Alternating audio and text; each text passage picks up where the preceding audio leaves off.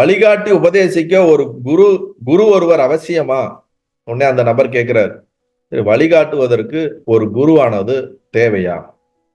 பகவான் பதில் சொல்றார், புதிதா ஒன்றை தெரிவிக்க அதை அறிந்த மற்றொருவர் அவசியம். கரெக்ட். நமக்கு தெரியாத ஒன்றை சொல்லி கொடுக்கறதுக்கு ஏற்கனவே அதை பத்தி தெரிஞ்சவங்க கண்டிப்பா அவசியம். நம்ம ஒரு காலேஜில் படிக்கிறோம், ஸ்கூல்ல படிக்கிறோம், நம்ம புதுசா ஜாயின் பண்றோம், நமக்கு தெரியலன்னா சொல்லிக் கொடுக்க டீச்சர் வேணும், புரியலன்னா டியூஷன் போய் படிக்கணும். இப்ப நம்ம திடீர்னு ஒரு ஊருக்கு போறோம், நமக்கு அந்த ஊரை பத்தி தெரியலன்னா ஊரை பத்தி தெரிஞ்ச ஒரு கைடு இருந்தா நமக்கு நல்லா இருக்கும். அப்ப நாம் எடுக்கக்கூடிய எந்த ஃபீல்டு, எந்த விஷயமா இருந்தாலும் புதிதாக இருந்தால், ஏற்கனவே அதில் அனுபவப்பட்டவர்கள், தெரிந்தவர்கள் இருந்தால் நமக்கு வழிகாட்டுவதற்கு எளிதாக இருக்கும்னு சொல்றாரு. ஆன்மீகத்துக்கும் இதுதான் சொல்றாரு.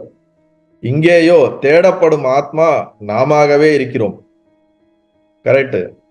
வெளியே போய் புதுசா ஒண்ணு தேடுறதா இருந்தா தேவைப்படுது. ஆனா இங்க நம்ம தேடுறது என்னது?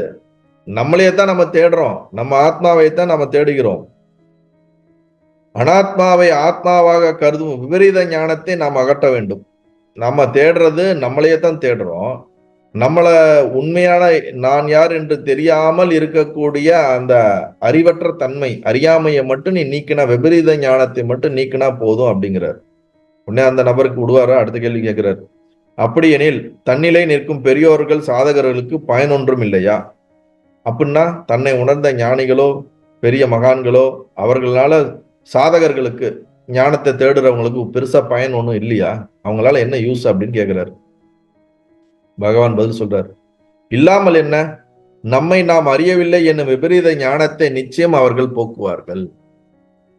கண்டிப்பா ஞானிகள் பெரிய மகான்களுடைய பலன் இருக்குதுப்பா சாதகர்களுக்கு. எதுக்குன்னா, உன்னை நீ அறியாம இருக்கிற, உனக்கு விபரீத ஞானம் இருக்கு, ராங் ஐடென்டிபிகேஷன் உன்னை பத்தி நீ வச்சிருக்கிற இல்ல, அதை கிளீன் பண்றதுக்கு, அதை போக்குவதற்கு அவங்க உண்டான ஹெல்ப் உனக்கு பண்ணுவாங்க. அதற்கு அவர்கள் தேவை. உண்மையில நம்மளை நாமளே தெரிஞ்சுக்கிட்டோம்னா ரொம்ப நல்லது. இல்லாட்டினா வெளியே ஒரு குருவின் மூலம் இருந்து நாம் ஞானத்தை பெற வேண்டும். அப்ப குரு அவசியம் அப்படிங்கிறது தான் பகவான் இங்க சொல்றார்.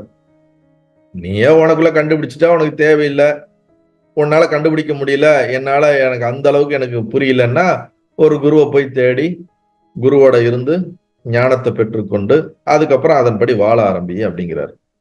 நல்லது.